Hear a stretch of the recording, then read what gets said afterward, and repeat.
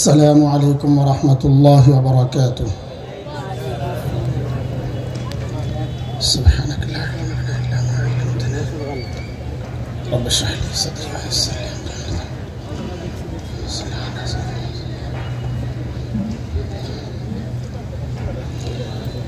الحمد لله الحمد لله وكفى وسلام على عباده الذين اصطفى. أما بعد فأعوذ بالله من الشيطان الرجيم. بسم الله الرحمن الرحيم.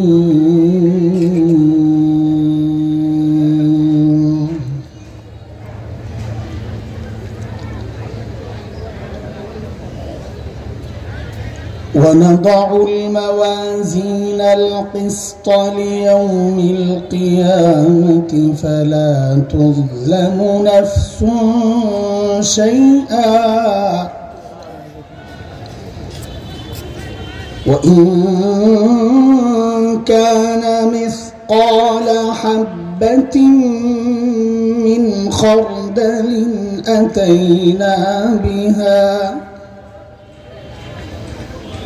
وكفى بنا حاسبين.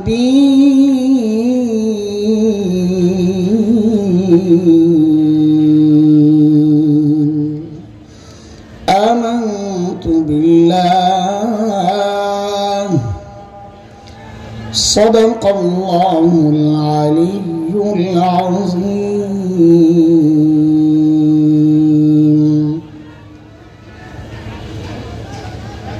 ইমাম খতিব উলামা পরিষদ তেজগাঁও ঢাকার উদ্যোগে আয়োজিত আজকের ইসলাহি মাহফিলের মুহতারাম সভাপতি, উপস্থিত হযরত উলামায়ে কেরাম, মুরব্বিয়ানে আযম, দূর দূরান্ত থেকে আগত ইসলাম প্রিয় সুধী সমাজ,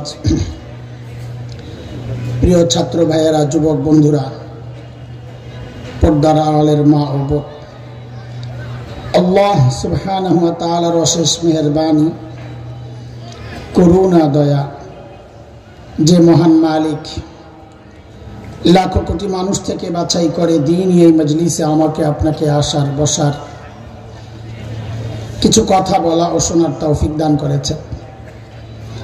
সেজন্য মহান রবের শুকরিয়া আদায় করি, জবান খুলে প্রাণ খুলে কালিমাতুশ শুকর উচ্চারণ করি, আলহামদুলিল্লাহ। দেশের প্রখ্যাত আলেমরা আজকে আসবেন, কথা বলবেন। আসরের পর তো আসরের পরই, সারা জীবন নিজেরাই তো খেইলে আসছে এই সময়, এখন আর বয়ান শুনবো কেমনি, বলবো কেমনি, টাইমটাই একটা অবহেলার টাইম। তারপর আপনারা বসছেন, আপনাদের কাছে আমরা কৃতজ্ঞ। সূরা আম্বিয়ার একটা আয়াত পড়ছি, এই আয়াতকে সামনে রেখে কিছু কথা বলি। আগে আয়াতের একটু অর্থটা শুনি, সরল অর্থ, সহজ অর্থ। আল্লাহ বলেন, ওয়ানাদাউল মাওয়াজিনাল কিসতা লিয়াউমিল কিয়ামাহ, আমি কিয়ামতের দিন ইনসাফের দাড়িপাল্লা দাঁড় করাবো। ইনসাফের দাড়িপাল্লা মানে যে আমার আদালত দুনিয়ার আদালতের মতো হবে না। দুনিয়ার আদালত তো আমরা দেখেছি, যারা জুলুম করে নাই রাজনৈতিক কারণে তারা নিজেরাই জুলুমের শিকার হয়েছে,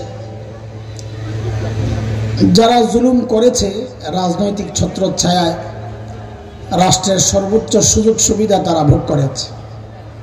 এগুলো হচ্ছে দুনিয়ার আদালতের সিস্টেম। আল্লাহ বলেন, আমার আদালত কেমন হবে?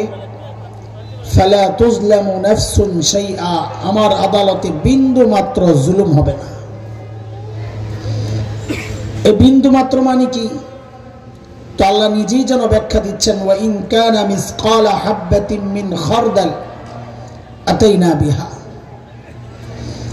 কেউ যদি একটা সরিষা দানা পরিমাণও কিছু করে, সেটা ভালো কাজ হোক, সওয়াবের কাজ হোক বা মন্দ কাজ হোক, গুনার কাজ হোক, ওই ছোট্ট ছোট্ট আমলগুলো মাপার জন্য, হিসাবের জন্য আমি দাঁড়িপাল্লায় উঠায়া দিব। এই প্রক্রিয়াটা হিসাবের জন্য আল্লাহর জন্য যথেষ্ট। এই হচ্ছে আয়াতের মোটামুটি তর্জমা। এই আয়াতকে সামনে রেখে মুফাসসিরিনে কেরাম হাসরের মাঠের মানুষের শ্রেণী করেছেন চারটা, মূলত পাঁচটা। আমরা কথা বলবো চারটা নিয়ে। আমার সাথে সাথে একটু কথা বলা লাগবে, মাদ্রাসার ছাত্ররা বললেই হবে। একটু ধরো আমরা একটা ক্লাস করতেছি এখন ছোট্ট মোট্ট, ঠিক আছে ইনশাআল্লাহ। এমন সেই কথা শুনছো? হ্যাঁ, আমি জিজ্ঞেস করবো, না পারলে কিন্তু মুরগি বানায় দেবো। শ্রেণী কয়টা? এই চার শ্রেণী মনে রাখার জন্য, বোঝার জন্য আমি একটা সূত্র বলে দেই, তো আপনারাও সহজে বের করতে পারবেন, বুঝবেন বিষয়টা। আচ্ছা বলেন তো, দাড়িপাল্লায় পাল্লা থাকে কয়টা? দুইটা। ধরেন আপনি আলু মাপবেন, আলু। এখন এক পাল্লায় পাথর রাখছেন মাপার জন্য, পাশের পাল্লায় আলু দেন নাই।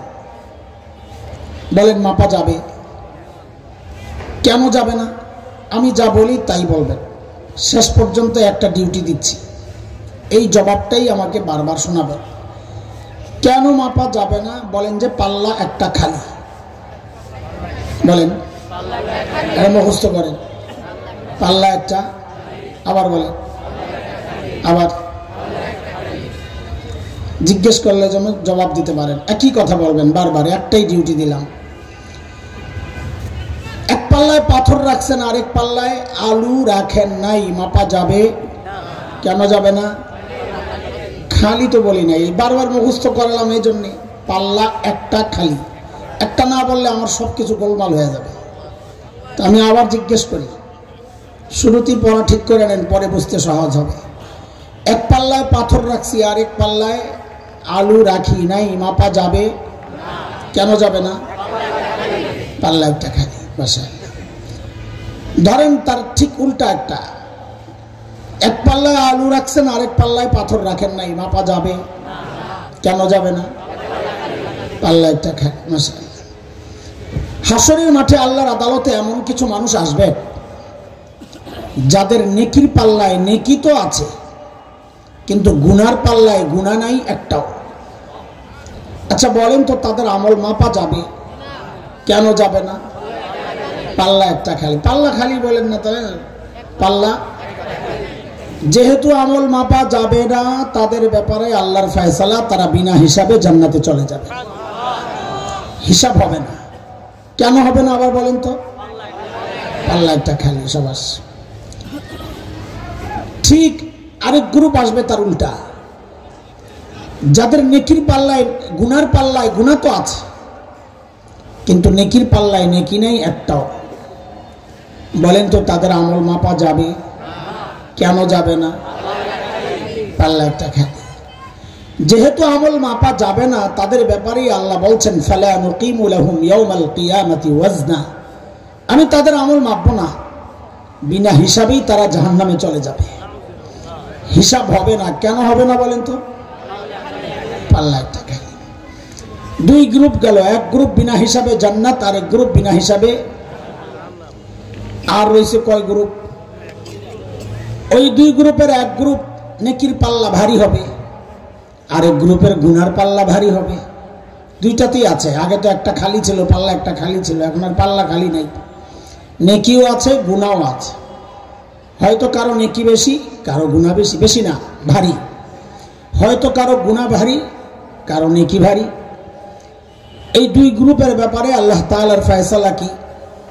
সূরা আল কারিআর মধ্যে আল্লাহ বলেন, فَأَمَّا مَنْ ثَقُلَتْ مَوَازِينُهُ فَهُوَ فِي عِيشَةٍ راضية। যার নেকির পাল্লা ভারী, আল্লাহ বলেন সে জান্নাতি। وَأَمَّا مَنْ خَفَّتْ مَوَازِينُهُ فَأُمُّهُ هَاوِيَةٌ। যার গুনার পাল্লা ভারী, নেকির পাল্লা হালকা, আল্লাহ বলেন সে জাহান্নামী। কয় গ্রুপ গেল ভাই? হ্যাঁ, কথা বলে না জোরে? চার গ্রুপ। এই যে প্রথম গ্রুপ বলেছি আমরা, যাদের নেকির পাল্লায় নেকি আছে কিন্তু গুনার পাল্লায় গুনাহ, তাদের আমল মাপা যাবে? কেন যাবে না? তো তাদের ব্যাপারে আল্লাহর সিদ্ধান্ত কি? বিনা হিসাবে জান্নাত। তারা কারা? আহলুস সুন্নাহ জামাতের আকীদা, যে উলামারা আপনাদেরকে ডেকেছেন তাদের আকীদা, উলামায়ে দেওবন্দের আকীদা, সমস্ত নবী মাসুম, নিষ্পাপ। কোন নবী জিন্দেগিতে কোনো গুনাহ করেন নাই।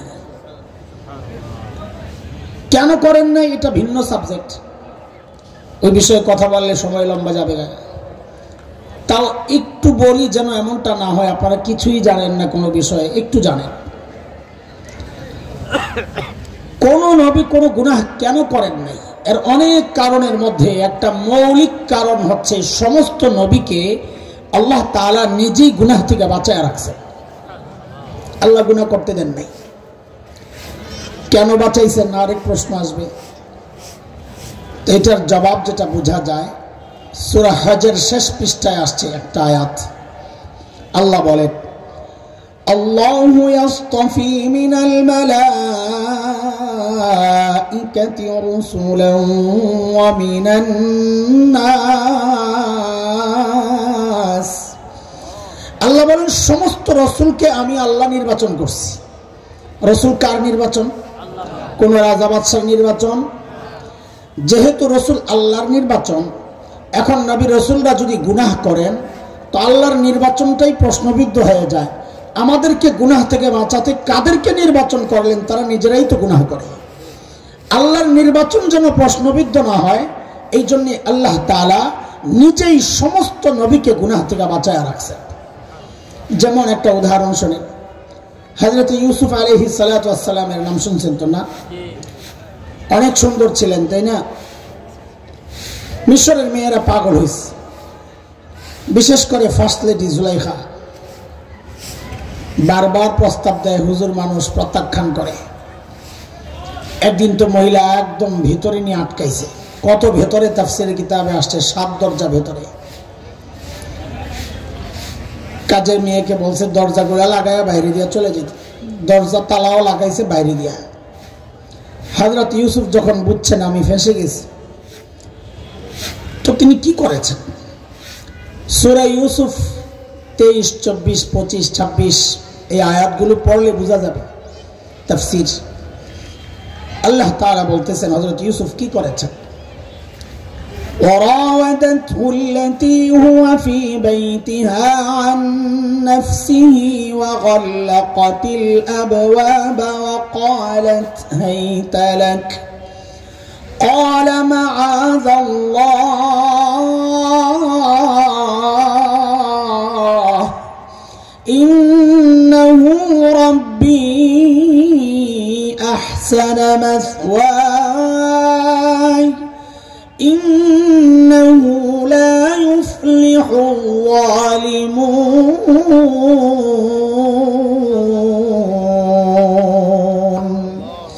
হযরত ইউসুফ দিছেন এক চিৎকার, ও আল্লাহ আমারে বাঁচা। কাকে ডাক দিছেন? বাঁচতে হইলে ডাকতে হয় কাকে? কিছু লাগলে কার কাছে চাইতে হয়? সম্পদ লাগলে এত আসতে বলে মনে সন্দেহ আছে আপনাকে? ক্ষমতা লাগলে কার কাছে? সব চাইতে হয় কার কাছে? শুধু বাচ্চাটা চাইতে হয় খাজা বাবার কাছে। কার কাছে? আল্লাহ আমাদেরকে হেদায়েত দেন, এই সমস্ত গুমরাহি থেকে আল্লাহ আমাদেরকে হেফাজত করেন। সব চাইবো কার কাছে ভাই? আল্লাহর কাছে। 24 নম্বর আয়াতে আল্লাহ নিজেই বলতেছেন আমি বাঁচাইয়া দিস। আমি আর ওই জায়গায় ঢুকতেছি না, তাড়াহুড়া আছে। কিভাবে বাঁচাইছেন আল্লাহ বলতেছেন একটু একটু করে 25 নম্বর আয়াত থেকে। ওয়াস্তাবাকাল বাব وقدت قميصه من دبر وألف يا سيدها لدى الباب قالت ما جزاء من أراد بأهلك سوءا إلا أن يسجن أو عذاب أليم।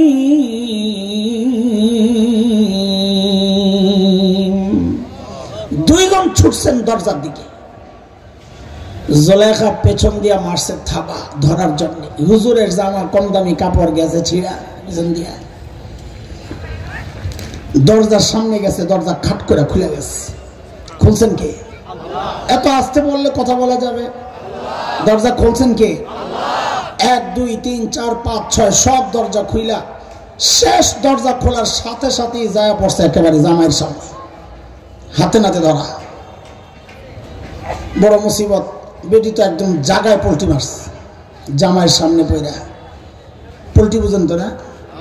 কি বলে যে আপনার স্ত্রীর সাথে অপকর্মের চেষ্টাটা যে করলো তার কি শাস্তি হওয়া উচিত। দেখছেন নি কারবার? অপরাধ করছে কি? দোষ চাপাইতেছে কার কান্দে? বলেন না, হুজুরের কান্দে। কার কান্দে? দোষ করছে কে? অপরাধ চাপাইতেছে কার কান্দে? দোষ করছে নিজে, চাপায় হুজুরের কান্দে। পুরাই হাসিনা স্টাইলের কি। আচ্ছা বলেন তো, বিচারটা চাইলো কার কাছে? জামাইয়ের কাছে। আচ্ছা বলেন, যিনি বিচার চায় তিনি নিজেই বিচার করেন না বিচারক করেন? না, যিনি বিচার চান তিনি করেন। অথচ জুলাইখা এখানে নিজেই বলতেছেন, ফয়সালা দিয়ে দিতেছে, ইল্লা আন ইউসজান আও আযাবুন আলীম। হয় ওরা আয়নাগরে ঢুকান। আপনি কেমন আয়নাগর ছিল নি তখন? ছিল, নাম আরেকটা ছিল আর কি। হয় ওরা আয়নাগরে ঢুকান আর নয় নিয়ে একটা পিটা লাগাইয়া দেন। রায় নিজেই দিয়ে দিতেছে। কেন? বলে এটা ক্ষমতার দাপট। ক্ষমতায় থাকলে রায় আদালত দেয় না। যেই দল ক্ষমতায় থাকে তারা রায় লিখে পাঠায়া দেয়, আদালত পয়রা পয়রা শোনায়া দেয়। বুঝে আসছে কথা? এই সিস্টেম আগের থেকেই চালু ছিল। জুলাইখার স্বামী তো পুরো হতবাক। কাহিনী কি? নিজের বউও চিনে, ইউসুফ আলাইহিস সালামও চিনে ভালো করেই। আবার দৌড়ের ঢং দেখাও তো বুঝছে কে অপরাধী, কে বাঁচতে চাইতেছে। তারপরও দলের লোক তো বুঝেও না বুঝার একটা ভাব করতেছে জুলাইখার স্বামী। দলের লোক হযরত ইউসুফকে জিজ্ঞেস করতেছে, ইউসুফ খবর কি, কি হয়েছে? হযরত ইউসুফ বলেন, হিয়া রাওয়াদাতনি আন নাফসি। আমি কিচ্ছু করি নাই, সব মহিলা করছে। বলে তুমি যে করো নাই তার সাক্ষী দাও, প্রমাণ দাও। দেখেন আরেকটা 2 নম্বরই। ইসলামী আইন আদালত, দুনিয়ার আইন আদালত, সব জায়গার সিস্টেম হলো প্রমাণ দিবে বাদী, অভিযোগকারী প্রমাণ দিবে। আমরা আরবিতে বলি আল বাইয়িনাতু আলাল মুদ্দাই। এখানে অভিযোগকারী জুলাইখা, অথচ প্রমাণ চাওয়া হচ্ছে কার কাছে? কথা বলেন, হুজুরের কাছে। সাবাস। অপরাধ করছে কে? প্রমাণ চাওয়া হচ্ছে কার কাছে? দাবি করছে কে? তো প্রমাণ আসলে দেওয়ার কথা কার? চাওয়া হচ্ছে কার কাছে? নিয়ম ঠিক আছে না উল্টাইছে? কেন উল্টাইলো? কারণ জুলাইখার ক্ষমতায় থাকলে নিয়ম রে উল্টানোই নিয়ম হয়ে যায়। বুঝে আসছে না কথা? হযরত ইউসুফ চিন্তা করতেছেন প্রমাণ পাবো কোথায়? ভেতরে ছিলাম আমি আর মহিলা। কিন্তু তিনি হতাশ হন নাই, তিনি তো নবী। তিনি জানতেন আমি যে আল্লাহকে ডেকেছি, প্রমাণের ব্যবস্থা আল্লাহই করবে। ভরসা ছিল। এর মধ্যে দেখেন যে পিচ্ছি একটার কান্না আসতেছে ভেতর থেকে। এমন কান্না, থামার কোনো নামগন্ধ নাই, যেন কান্নার একটা মেশিন ছেড়ে দিছে। ওয়া ওয়া ওয়া চলছে গাড়ি, যাত্রা গাড়ি। এই পিচ্ছি ছিল জুলাইখার এক ফুফাতো বোন, আসছিল বেড়াইতে, তার দুধের বাচ্চা ছেলে। এই কান্না থামে না। হযরত ইউসুফ বুঝে গেছেন এটা রহস্যজনক কান্না, এর মধ্যেই আমার সাক্ষী লুকায়া থাকতে পারে। বলে আমার পক্ষে সাক্ষী দিব ওই পিচ্ছি। জুলাইখা তো এখন মনে মনে খুশি। চান্দু মোল্লা খাইছো ধরা। প্রমাণ অস্বীকার করতা, প্রমাণ নাই। তুমিও বাইচা যাইতা, আমিও বাইচা যেতাম, কারো কাছে প্রমাণ নাই। এমন একটারে প্রমাণ বানাইছো, ওরে জিজ্ঞেস করবে পিচ্ছি অপরাধ কে করেছে? পিচ্ছি বলবে ওয়ার খাইবা মায়ের। পিচ্ছির কান্না কিন্তু থামে না। যেই দরবারে আসছে তো কুদরতি ভাবে এখন পিচ্ছির কান্না বন্ধ। জুলাইখার স্বামী জিজ্ঞেস করতেছে, পিচ্ছি অপরাধ কে করেছে? দেখেন আল্লাহর কি কুদরত। পিচ্ছি বলে না অপরাধ কে করছে। কারণ পিচ্ছি যদি ডাইরেক্ট বলতো অপরাধ করছে জুলাইখা, তো ওই দরবারের মুরগি চোরা যেগুলা ছিল, সব দরবারই তো 2-4টা মুরগি চোরা থাকে। ওই দরবারের মুরগি চোরারা বলতো মোল্লার কাম, মোল্লার নাটক এটা, মোল্লায় জাদু দিয়ে কথা বাইর করছে। কারণ মোল্লারা কত নাটক যে জানে, শাপলা চত্বরে রং মাইখা শুয়াও থাকতে পারে মোল্লারা, সব তো একই গোষ্ঠী। তো আল্লাহ তাআলা হযরতে ইউসুফের পক্ষে ওই পিচ্চির মুখ দিয়া এমনভাবে কথা বের করছেন, সাইজ করে কাটিং করে, নড়াচড়ার সুযোগ নেই। পিচ্চিরে দিয়ে বলেন নাই যে কে অপরাধী। পিচ্চি একটা যুক্তির বিষয় বলে দিছে, বাস ওটার উপর আপনি অপরাধী বাড়ি করে নেন। পিচ্চি বলে কি, আল্লাহ কোরআনে আসছেন পিচ্চির বক্তব্যটা, পিচ্চি যা বলেছে দেখেন, এই বক্তব্য একটা ছোট্ট বাচ্চার, কিন্তু যেহেতু একজন নবীর পবিত্রতার সাক্ষী ওই পিচ্চির বক্তব্য নবীর পক্ষের, এই জন্য আল্লাহ ওই কথাটারে এত দামি বানাইছেন যে দুনিয়ার সবচাইতে দামি কথা আল্লাহর কালাম বানায়া কোরআনের অংশ বানায়া দিছে, একজন নবীর পক্ষের কথা। এটা পিচ্চি কি বলে, ইন কানা কামিসুহু কুদ্দা মিন ক্বাবল ফাসাদাকাত ওয়া হুয়া মিনাল কাযিবিন ওয়া ইন কানা কামিসুহু কুদ্দা মিন দুবুর ফাকাযাবাত ওয়া হুয়া মিনাস সাদিকিন। পিচ্চি বলে কি, ইউসুফ হুজুরের জামা চেক করেন, জামা চেক করেন। বলে না কে অপরাধী, কি বলে, জামা চেক করেন। যদি দেখেন জামার সামনে দিয়ে ছেঁড়া, তো বুঝবেন জুলাইখা ঠিক আছে, হুজুরই দোষ করছে। ধরতে গেছে জুলাইখা আত্মরক্ষার্থে নিজেকে বাঁচাতে গিয়ে ধাক্কা ধুক্কা দিয়েছে, হুজুরের জামা সামনে দিয়ে ছিঁড়ছে। আর যদি দেখেন জামা পেছন দিয়ে ছিঁড়া, তো বুঝবেন কেস ফিটিং, জুলাইখা অপরাধ করেছে, হুজুর পালাতে গেছে, জুলাইখা থাপা মারছে, পিছন দিয়া জামা ছিঁড়ছে। ফালাম্মা রাআ কামিসাহু কুদ্দা মিন দুবুর, চেক করে দেখে জামা কোন দিক দিয়া ছিঁড়া। এখন তো বুঝছে কে অপরাধী। তো মিশরের গভর্নর বলতেছে জুলাইখারে, ইন্নাহু মিন কাইদিকুন্না ইন্না কাইদাকুন্না আযীম। জুলাইখা, তোমাদের চক্রান্ত বড় মারাত্মক। কামটা করলা কি, দোষ করলা, নিজে চাপায়া দিলা হুজুরের কান্দে। দোস্ত, এই যে গল্পটা এই পর্যন্ত বললাম, এটা আমার দরকার ছিল না। আমার প্রমাণ হিসাবে যতটুকু বলার, এটা শুরুতে হয়ে গেছে। নবীদেরকে বাঁচান কে? হযরত ইউসুফকে বাঁচাইছেন কে? গল্প এই পর্যন্ত টেনে আনার পেছনে একটা কারণ আছে। গল্পের শেষে একটা মেসেজ আছে আল্লাহর সারা দুনিয়া মানুষের জন্য। মিশরের গভর্নর, আমরা যাকে বলি আজিজে মিশর, জুলাইখার স্বামী, তার একটা নসিহত আছে জুলাইখার উদ্দেশ্যে, এটা বলার জন্য, এটা আমাদের জন্য শিক্ষা।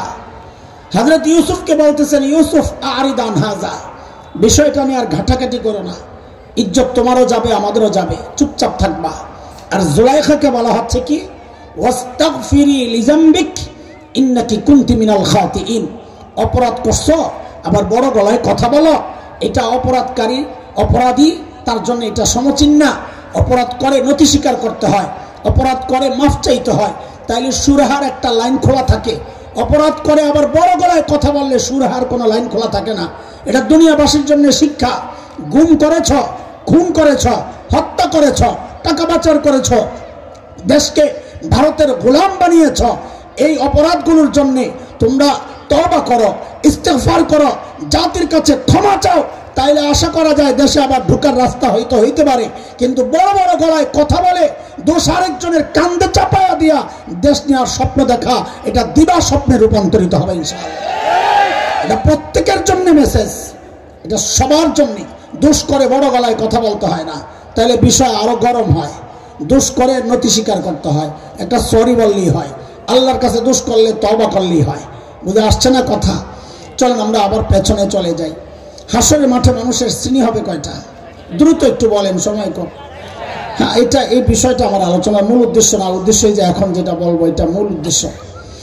এক শ্রেণী যারা বিনা হিসাবে জান্নাতে যাবে, তারা হচ্ছেন আম্বিয়া আলাইহিস সালাম।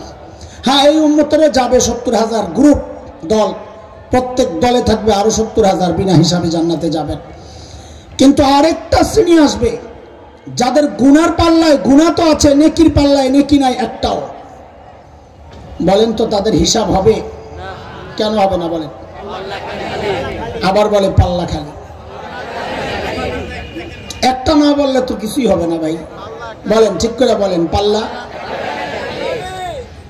শুনেন, আপনাদের জবাব নেওয়ার জন্য আমি একটু সহজ করে দিই। এরা কারা?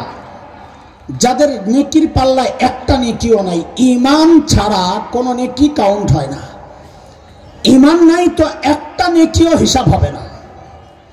এইবার বলেন তো, গুনার পাল্লায় গুনাহ আছে কিন্তু নেকি নাই একটাও, তারা কারা হইতে পারে?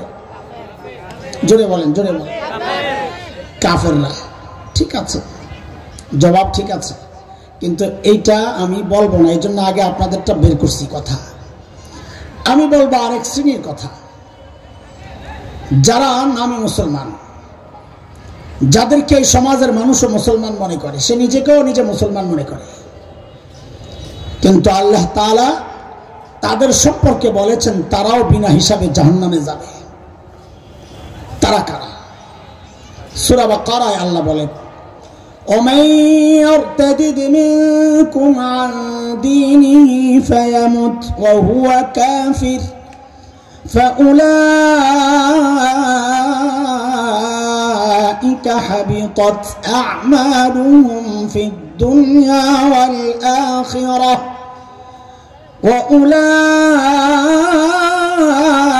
وأولئك أصحاب النار هم فيها خالدون।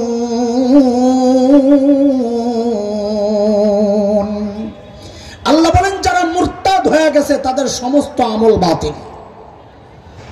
ভাই, যেহেতু সমস্ত আমল বাতিল, তার মানে নেকির পাল্লায় একটাও নেকি নাই, তাইলে বিনা হিসাবে মুরতাদ কারা?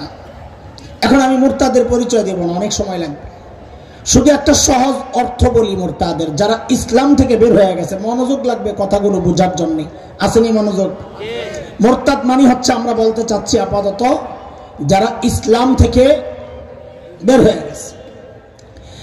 গত শতাব্দীর অন্যতম শ্রেষ্ঠ বিখ্যাত আলিম শাইখ ইবনে তাইমিয়া রাহিমাহুল্লাহ, তার একটা আজীব কথা আছে, এটা সবার জানা দরকার, বোঝা দরকার, এক চরম বাস্তব কথা।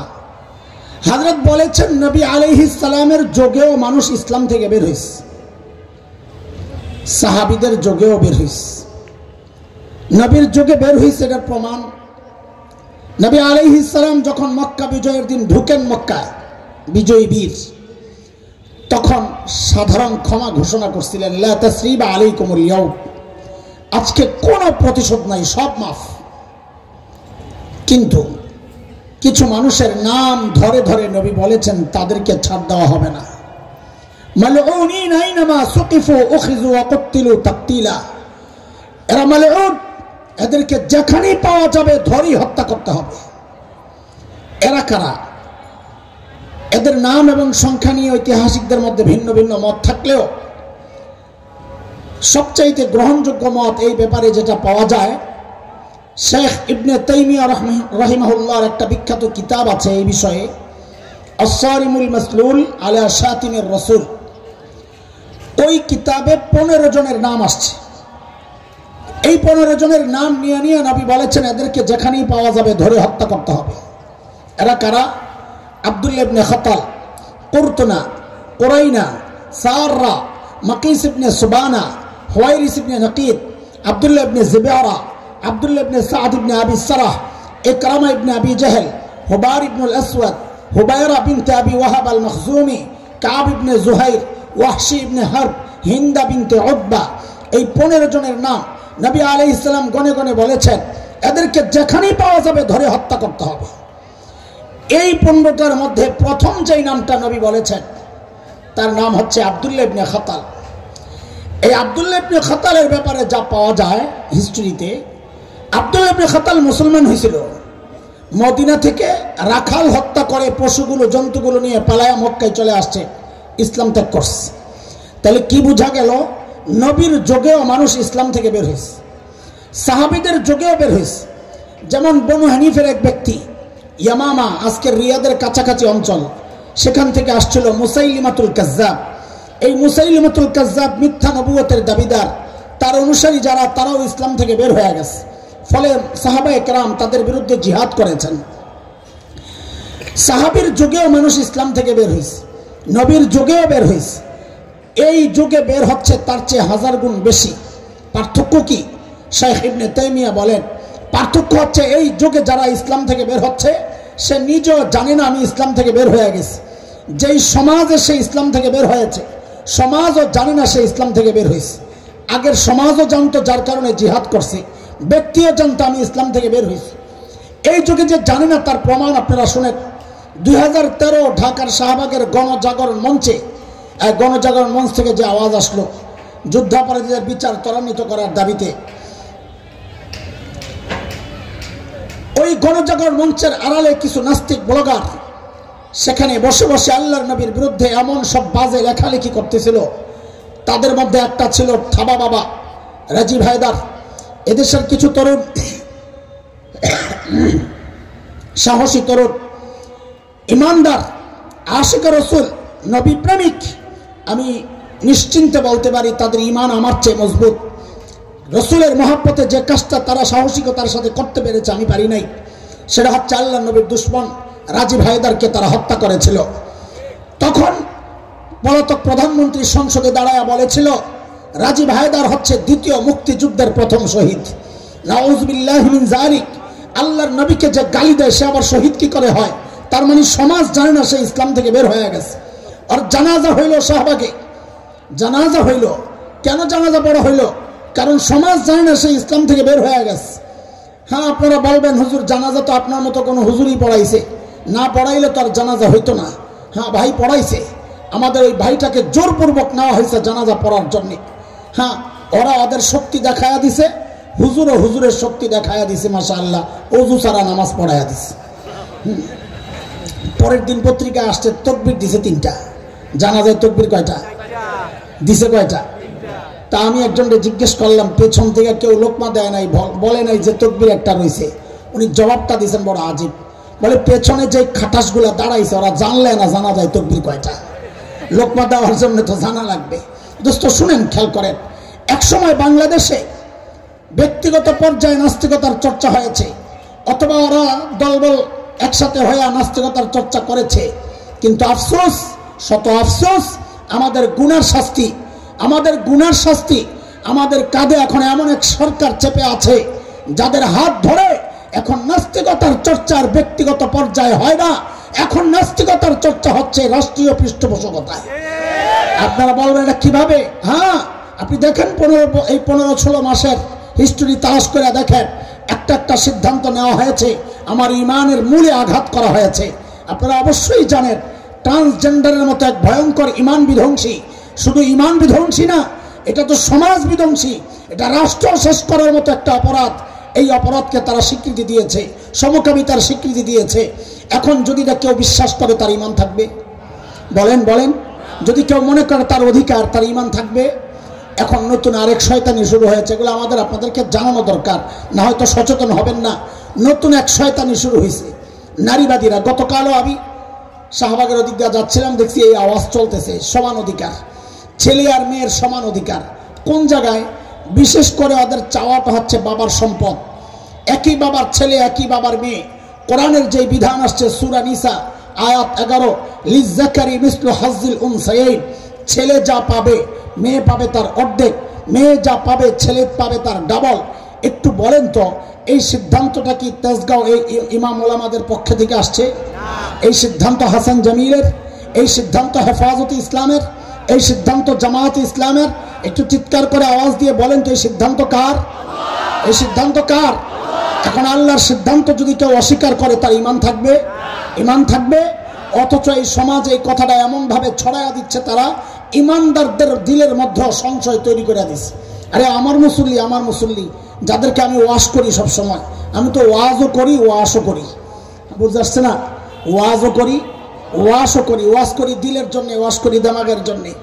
আমি যাদেরকে ওয়াজ করি এমন একজন আইসা আমার একদিন বলে কি, ভাই যাই বলেন না এই বিধানটা না কেমন কেমন জানি লাগে। ওর কথা শেষ হওয়ার আগে আমি বলে দিছি, আপনার ইমানটা লই আমার কেমন কেমন জানি লাগে। কথা ঠিক আছে না? বলেন, এটা তো আমার কথা না, এটা তো আল্লাহর কথা। আল্লাহ বলেছেন 22 নম্বর পারায় আসছে, 2য় পৃষ্ঠা, সূরাতুল আহজাবের 36 নম্বর আয়াত। আল্লাহ বলেন, ওমা কানা লিমুমিনিন ওয়ালা মুমিনাতিন ইযা কাদাল্লাহু ওয়া রাসূলুহু আমরা আন ইয়াকুনা লাহুমুল খিয়ারাতু মিন আমরিহিম। আল্লাহর রাসূলের কোন সিদ্ধান্ত আসার পর কোন কেমন কেমন লাগে বলার সুযোগ নাই, মেনে নেওয়ার নাম হচ্ছে ইসলাম। কথা বলেন, কথা বলেন। হ্যাঁ আমরা জানি, তারপরে আপনাদের ভেতরে একটু খত খত খুঁত খুঁত থাকতে থাকতে পারে। সময়ের আলেম হিসাবে আমাদের কর্তব্য আপনাদের দিলের ওই খুঁতখুত দূর করা, যে ইসলাম কি দিয়েছে, ওরা কি চায়। ওরা চায় সমান অধিকার। শুনেন, সমান অধিকার একটা ধোকার স্লোগান। দুনিয়ায় কোনো জায়গায় সমান অধিকার দিয়ে আপনি সবাইকে জেতাতে পারবেন না। সমান অধিকার মানে হচ্ছে কেউ না কেউ ঠকবে। আমার ভাই মাওলানা আবুল খায়ের জামা বানাবে পিচ্ছি তার ছেলে সহ, জামার কাপড় কিনছে 5 গজ, কথার কথা, বাবার লাগবে 4 গজ, ছেলের লাগবে 1 গজ। ঘরে গেছে, বউ বলে আমার পোলাডারে তুমি সবসময় খালি ঠগাও, এইবার আর ঠগাইতে পারবা না, সমান অধিকার, 2.5 গজ কাপড় ভাগ করো। আচ্ছা বলেন তো, এখন 2.5 গজ কাপড় দিয়ে মাওলানা আবুল খায়েরের জামা হবে? জামা হবে। ওই জামা গায়ে দিয়ে আপনাদের সামনে আসতে পারবো না, খালি বউয়ের সামনে যাইতে পারবো। তাহলে মাওলানা ঠকবে কিনা বলেন? আচ্ছা অন্যভাবে বুঝেন, এই 3টা বাচ্চা ওঠো তো, 3টা এখান থেকে 3টা ছাত্র ওঠো, যে কোনো আসামি না, আমি একটা উদাহরণ দিব, ওঠো। হ্যাঁ ঠিক আছে, একদম সাইজ ঠিক আছে, আও 3টা স্টেজ যাও, তাড়াতাড়ি তাড়াতাড়ি তাড়াতাড়ি, তো দ্রুত দ্রুত স্টেজ। আরে লাভ দিয়ে ওঠো, এত ভদ্র সাইজ না, তুমি করে চিনি আমরা। একদম লম্বাটা ওই পাশে, তুমি মাঝখানে দাঁড়াও। হ্যাঁ ঠিক আছে। মনে করেন একদম পারফেক্ট চুজ আমি করতে পারবো না, সময় লাগবে। মনে করেন একদম লাস্টের যেটা, ওটা একটু লম্বা, ওর চোখ যেই বরাবর, মাঝখানেরটার কপাল ওই বরাবর, ধরে নিন মাঝখানেরটার কপাল যেই বরাবর, শেষেরটার মাথা গেছে ওই বরাবর, এইরকম একটা ধরে। এখন একটা দেয়াল গেছে প্রথমটার একদম থুতনির নিচে দিয়া, তাহলে ওর চোখ বের হয়ে আস, কিন্তু দ্বিতীয়টার চোখ বন্ধ, দেওয়ালের কারণে চোখ দেখা যায় না, তৃতীয়টার মাথাও ঢেকে গেছে। এখন দেওয়ালের ওই পাশে এমন কিছু একটা জরুরি দেখা যাচ্ছে, কিছু বিষয় যা 3 জনের দেখা দরকার। আসলে এখন বলেন তো দেখবে কয়জন? 1 জন। এখন ওদের এই বিপদ দেখে একজন সহযোগিতার জন্য 3টা ইট পাঠাইছে, নাও 3টা ইট দিয়ে তোমরা দেখার ব্যবস্থা করো। এখন সমান অধিকারওয়ালাদেরকে যদি দায়িত্ব দেন, এই 3 ইট 3 জনের মধ্যে বন্টন করে দাও, তো ওরা 3 জনকে 3টা দিয়ে দিবে, সমান অধিকার। আচ্ছা 3 জনকে 3টা ইট দিলে প্রথমটা তো ইট ছাড়াই দেখে, এখন আরো ভালো দেখবে। মাঝখানেরটা 1 ইট দিলে দেখবে, কিন্তু 3 নাম্বারটা কি 1 ইট দিয়ে দেখবে? তাহলে অবঞ্চিত হইল কিনা বলেন না? অবঞ্চিত হইল কিনা? ইসলামকে যদি দায়িত্ব দেওয়া হয় এখানে যে 3 জনের দেখা দরকার, এখন 3 জনের ইট 3টা দিয়ে দাও, তো ইসলাম কি বলবে? লম্বাটারে বলবে তোরে তো আল্লাহ লম্বা বানাইছে, তুই তো ইট ছাড়াই দেখস, তুই ইট নিস না। মাঝখানটারে বলবে ধর রে বাবা তুই একটা নে, তুই তো একটা দিয়েই দেখস। 3 নম্বরটারে বলবে তোর তো 2টা দরকার, ল 2টা ধর। এটার নাম হচ্ছে ন্যায্য বন্টন। বলেন এর নাম কি? এর নাম কি? সমান বন্টন একটা ধোঁকা, সমান বন্টন একটা ফাঁকিবাজি। সমান বন্টনে কেউ না কেউ বঞ্চিত হবে। ইসলাম কাউকে বঞ্চিত করতে চায় না। ইসলাম চেয়েছে কি? ন্যায্য বন্টন, সবাই যেন ঠিকঠাক মতো চলতে পারে। তাড়াতাড়ি ভাগেন থেকে, আর পরে কথা মনোযোগ দিয়ে আসুন। খেয়াল করেন ওরা হামলাটা কোথায় করছে, একটু খেয়াল করেন। ছেলে আর মেয়ে যাবে নানার বাসায়, বাবারে বলতেছে বাবা নানা বাড়ি যাব, যাও একটু খরচপাতি। তো বাবা মেয়েকে দিছে 50 টাকা, ছেলেকে দিছে 100 টাকা। হ্যাঁ আল্লাহ, নারীবাদীরা দেখাই লাফান শুরু করছে। হ্যাঁ হ্যাঁ হুজুর, মানুষ খালি বিয়ে করে ঠকায়। বৈষম্য, এখন তো বৈষম্য এক বড় হিট আইটেম। বৈষম্য বৈষম্য বৈষম্য। কিন্তু এখানে বাবার পরের কথাটা আর শোনে না। পরে বাবা কি বলছে? ছেলেরে বলছে আব্বা যাওয়ার সময় রিক্সা ভাড়া লাগবে 50 টাকা, আসতে লাগবে 50 টাকা, আব্বা ভাড়াটা তুমি দিয়ে দিও। আচ্ছা বলেন তো এবার মেয়ের ব্যালেন্স আছে কত, ছেলের আছে কত? আসলে ঠকলো কে, ছেলে না মেয়ে? কাউকে ঠকানো হয় নাই। মেয়ে দুর্বল, তাকে দিয়েছে। ছেলে বাইরে কাজ করে খাইতে পারবে। আরো সুন্দর করে বুঝে ধরেন মাদ্রাসার বাজার করবে আমার ভাইজান, বোর্ডিং ম্যানেজারকে ডাক দিছে, হুজুর বাজারে কত লাগবে আজকে? বলে হুজুর 5000 টাকা। কত? বলেন আমার সাথে একটু কথাগুলো বলেন, কত কত? কি জন্যে কি জন্যে কি জন্যে? যেই হুজুর 5000 দিছে, হুজুরের ছোট্ট পিচ্ছি আছে একটা, আব্বু আমিও বাজারে যাব। যাও। কিসে? তো বাপ তো বুঝে পোলার কি উদ্দেশ্য, তো পকেট থেকে একটা কচকচে 100 টাকার নোট বের করছে। কত নিয়ে দিছে? কর্ণ মজা খাইও। কি জন্যে দিছে বলেন আমার সাথে শব্দটা বলতে হবে। কি জন্যে? হুজুরকে দিছিল কত? কি জন্যে? বাজার করতে। ওকে সাথে কত? কি জন্যে বলেন না? যেই ওকে 100 টাকা দিছে, ও এমন এক ঝাঁকুনি মারছে 360 ডিগ্রি। কি হয়েছে? না আরে কি হয়েছে বলবি তো। সবসময় কিপটামি করো আমার সাথে, ঠকাও আমারে। কি হয়েছে তোর? কত লাগবে? আমারে 5000 দিতে হবে। কেন হুজুরে দিছ? আরে হুজুর তো বাজার করবে। বলে তো তাতে কি, আমিও তো বাজারে যাব, সমান অধিকার। আচ্ছা বলেন তো, এই পিচ্চির সমান অধিকারের দাবিটা এটা যৌক্তিক দাবি না পাগলামি? বলেন বলেন, যৌক্তিক দাবি না পাগলামি? হুজুরকে 5,000 দেওয়া হয়েছে কি জন্যে? ওকে 100 দেওয়া হয়েছে কি জন্যে? এইবার বুঝেন, আল্লাহ শরীয়ত ছেলেকে দিছে ভাগ 2টা। কত বলেন না, তাড়াতাড়ি, সময় নেই আমার, তাড়াহুড়া করতেছি। কয়টা? মেয়েকে ভাগ দিয়েছেন কয়টা? 1টা। আল্লাহ ছেলেকে ভাগ দিয়েছেন 2টা, কিন্তু দায়িত্ব দিয়েছেন 4টা। কয়টা বলেন না? ভাগ কয়টা? দায়িত্ব। আল্লাহ মেয়েকে ভাগ দিয়েছেন কয়টা? 1টা। দায়িত্ব আমি যেভাবে বলি পোলাপান ওইভাবে বলবি, 0। না না, এইভাবে না, এমন ভাবে বলবি যেন যাদের সংশয় আছে ওদের কলিজায় লাগে, সংশয় নিচে দিয়ে বের হয়ে যায়। বলো, আল্লাহ মেয়েকে ভাগ দিয়েছেন কয়টা? দায়িত্ব। আবার দায়িত্ব একসাথে বললে তো অনেক জোরে আওয়াজ হওয়ার কথা। ভাগ কয়টা? দায়িত্ব। ছেলের ভাগ কয়টা? দায়িত্ব 4টা। কেমনে? 1 নাম্বার, ও ছেলে তুমি যদি স্বামী হও তো স্ত্রীর ভরণ পোষণের দায়িত্ব তুমি স্বামীর। 2 নাম্বার, ও ছেলে তুমি যদি বাবা হও তো কন্যার ভরণ পোষণের দায়িত্ব তুমি বাবার। 3 নাম্বার, ও ছেলে তুমি যদি সন্তান হও তো মায়ের ভরণ পোষণের দায়িত্ব তুমি সন্তানের। 4 নাম্বার, ও ছেলে তুমি যদি ভাই হও তো বোনের ভরণ পোষণের দায়িত্ব তুমি ভাইয়ের। ভাগ কয়টা? দায়িত্ব। বলেন ভাগ কয়টা? দায়িত্ব 2। কেন? এই 4 গ্রুপের বাজার করার জন্য, খরচ করার জন্য। তো আপনারা সহজে বলেন 2 কেন বাজার করতে? খালি এতটুকু বলেন, বলেন আমার সাথে, 2 কেন? 2 কেন? আবার 2 কেন? আল্লাহ মেয়েরে ভাগ দিয়েছেন কয়টা? দায়িত্ব 0। কেমনে? ও মেয়ে তুমি যদি স্ত্রী হও, 1 নাম্বার, ও মেয়ে তুমি যদি স্ত্রী হও তো তোমার ভরণ পোষণের দায়িত্ব তোমার স্বামীর। ও মেয়ে তুমি যদি কন্যা হও তোমার ভরণ পোষণের দায়িত্ব তোমার বাবার। ও মেয়ে তুমি যদি মা হও তোমার ভরণ পোষণের দায়িত্ব তোমার বাবার, সন্তানের। ও মেয়ে তুমি যদি বোন হও তোমার ভরণ পোষণের দায়িত্ব তোমার ভাইয়ের। বলেন ভাগ কয়টা? বলেন না। দায়িত্ব কোনো দায়িত্ব নাই, কোনো দায়িত্ব নাই। তো দায়িত্ব নাই, ভাগ কেন? বলে মজা খাইতে। কি জন্যে? আরে বলেন না কি জন্যে? এইবার মিল করে বলেন 2 কেন? বাজার করতে। বলেন 2 কেন? 1 কেন? আরে বলেন না 2 কেন? 1 কেন? এখন এই মজা খাওয়া গ্রুপ যদি বলে আমারও বাজারওয়ালার মতো সমান সমান দেওয়া লাগবে, বলেন এটা যৌক্তিক দাবি না হুজুরের ওই পিচ্চি পোলার মতো পাগলামি দাবি? বলেন বলেন, যৌক্তিক দাবি না পাগলামি? এই পাগলামিগুলো ওরা আমাদেরকে সমান অধিকারের নামে গেলাতে চায়। আসলে নারীদের সমান অধিকার দেওয়া, নারীদেরকে জিতায়া দেওয়া এটা ওদের টার্গেট না। ওদের টার্গেট হচ্ছে ইসলাম ঠেক দেওয়া। বলেন বলেন, কথা বলেন, ওদের টার্গেট কি? ইসলাম ঠেক দেওয়া। শোনেন, আমাদের হৃদয়ের আকুতি আপনাদের কাছে, দল যা ইচ্ছা করেন আপনি, আপনার ইচ্ছা, কিন্তু ইসলামের ব্যাপারে, দেশের স্বাধীনতা সার্বভৌমত্বের ব্যাপারে ওলামাদের বিরোধিতা করেন না। ঠকবেন, ধরা খাবেন। ওলামারা আপনার খারাপ চায় না, আপনার ইমান নিয়ে কেউ খেলবে এটা আমরা মানতে পারি না। এই জন্য আমরা আওয়াজ বড় করি, চিৎকার চেঁচামেচি করি। ভবিষ্যতে এমন চক্রান্ত আরও হবে, যেহেতু পশ্চিমাদের গোলামরাই আসবে অথবা যাবে, আমাদের কোরআনের পন্থীর লোকজন তো আসেন না। আপনারা তো ভোট দেন, আপনারা ঠিক বলেন এখানে, ভোট দেন ওখানে। আপনাদেরকে চিনি আমরা, আপনারা ভোট ঠিক বলেন এখানে, মাহফিলে ঠিক বলে এখানে ভোট দেয়। কথা কন, ঠিক কি কথা? এটাও ঠিক, তাই না? সব ঠিক, হ্যাঁ, কিন্তু সব জায়গায় ঠিক বললে হবে না দোস্ত। এই রকম পজিশন যদি চলে আসে, কোরআন সুন্নাহ বিরোধী স্পষ্ট কোনো আইন যদি পাশ হয়, দেশের স্বাধীনতা সার্বভৌমত্ব যদি আক্রান্ত হয়, ওলামারা ডাক দিলে ওলামাদের বিরোধিতা নয়, হাতে হাত রেখে কাঁধে কাঁধ মিলিয়ে মুষ্টিবদ্ধ হাত উঠিয়ে একসাথে উচ্চারণ করতে হবে, ইনশাআল্লাহ বাংলাদেশে নাস্তিকতার চর্চা করতে দেওয়া হবে না, দেওয়া হবে না ইনশাআল্লাহ। থাকবেন তো ইনশাআল্লাহ? না এনে ঠিক আবার ভোট ওখানে।